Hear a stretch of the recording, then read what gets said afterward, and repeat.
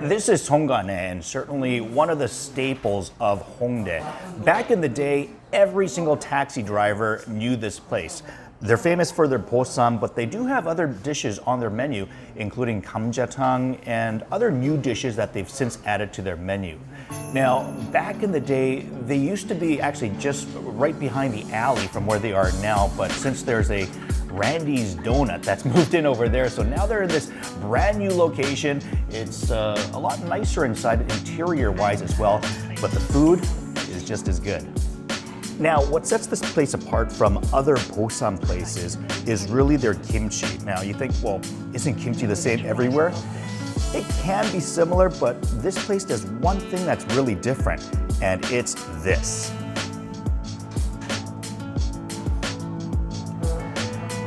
So they add pear, or Asian pear, Korean pear, to their kimchi, and that extra sweetness, it just really brings this kimchi to life. Now, you could say that, well, just add sugar to it, but no, the flavor of the pear mixed in with the kimchi really makes this a special dish. So let's give this kimchi a slice up.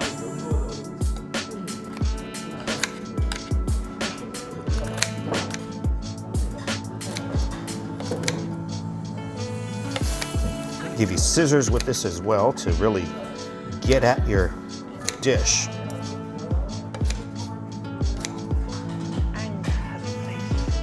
That's what the scissors are for. And then you're just gonna take the kimchi and you're gonna mix it with this fresh pear. Now note that in the winter time, if you come in December, January, February, sometimes even in November, instead of the pear, what they'll actually give you is oyster to mix with this instead. You know, fresh oyster. Remember, you only have the oyster in the winter time, but that adds a different dimension to it. Personally, honestly, I'm not a huge oyster fan, so I actually prefer it with the pear, which is why I like coming here in the other months. Let's show you how you're supposed to eat this. Take a piece of the lettuce here. It's kind of like actually lettuce, cabbage, leafy cabbage, whatever you want to call it. And from here, you're going to take a piece of the meat and you're going to dip it into this sauce here. This is like a baby shrimp, spicy baby shrimp sauce. A little bit spice in there, but then the baby shrimp is what gives it the saltiness. Mix that in with a little bit of samjang or bean paste sauce. Grab some kimchi. Make sure you got a piece of pear in there. And then you're just going to give this a wrap and then just shove it in.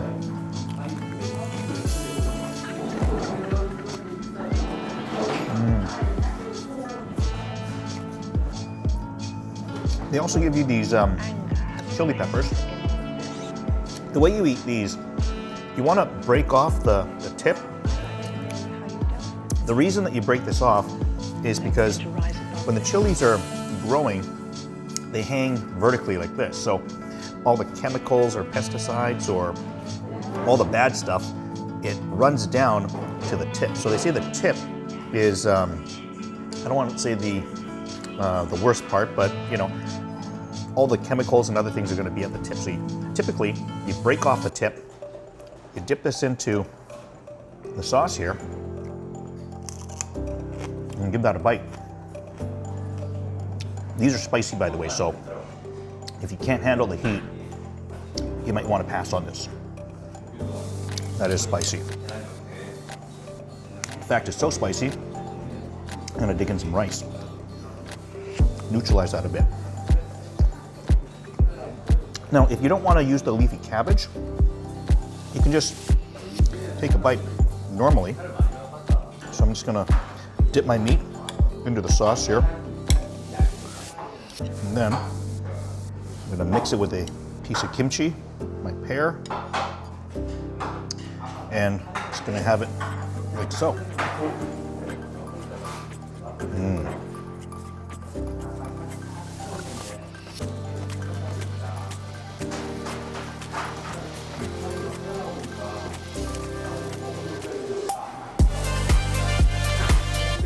This is a bean paste soup. You can see there's some spinach, some cabbage. You can see some chilies here as well. But it's really the bean paste that makes the flavor of the soup. Actually, I think instead of spinach, I think that's just cabbage.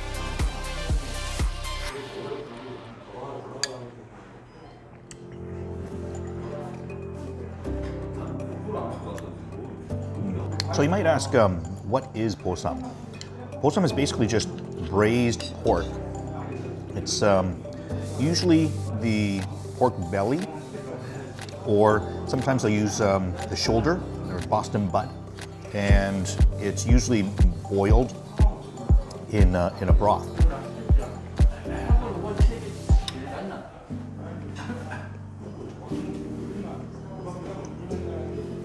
They also give you garlic if you ask, and you just dip this in the ssamjang sauce as well.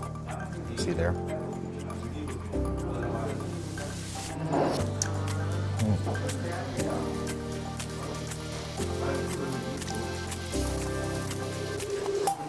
So the first time I ever came here, my friend Chad, he was telling me, because we owned a bar not too far from here, and you know, after you close the bar at 2 a.m., the good thing about this place is it's 24 hours. So my friend Chad would say, hey, after a late night at the bar, hey, let's go, I know this great Bossam place.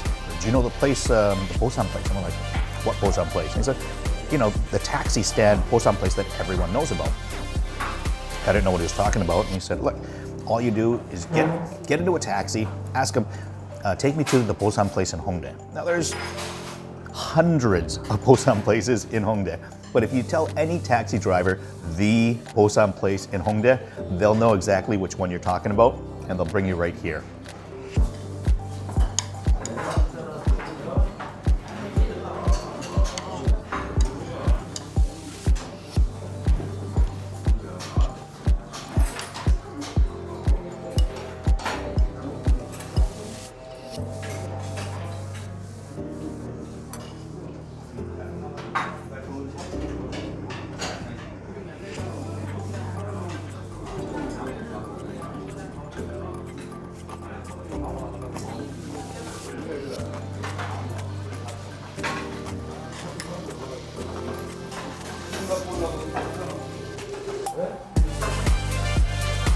You know, if you're in Korea for only a day or two and you really don't have many meals that you can have, then, I mean, this should be right near the top of your list as to one meal or one of a few meals that you have in Korea, because this is so good. It's certainly not one of those things that you can get just anywhere. I mean, you can get Korean barbecue in most major cities now, whereas how many places can you get a dish like this?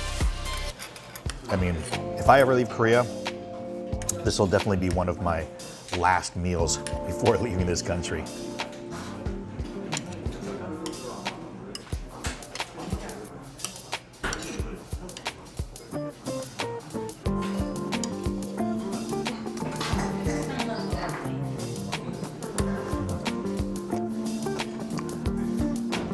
The other key about this place is just the value.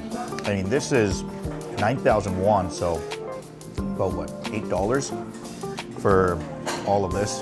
Like I said, I mean, when all the taxi drivers come here, they don't make a lot of money. So, you know, if every taxi driver knows this place and eats here, they're getting good value for their meat.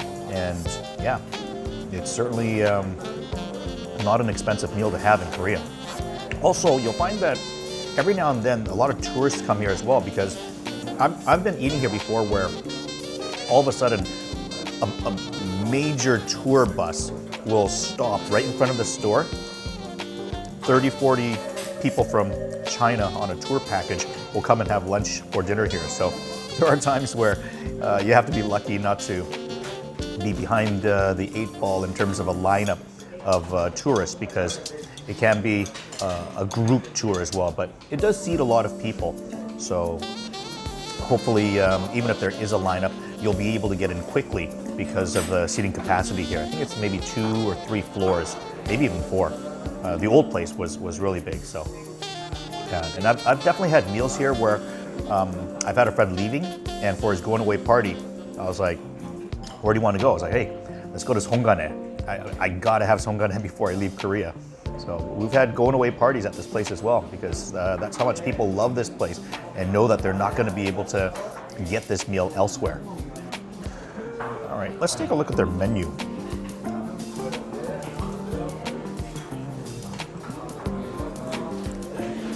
So this is like a meal for a large group of people. Like I said, they have tour packages, but if you're getting small meals for yourself, these are some of the other dishes that they have to offer.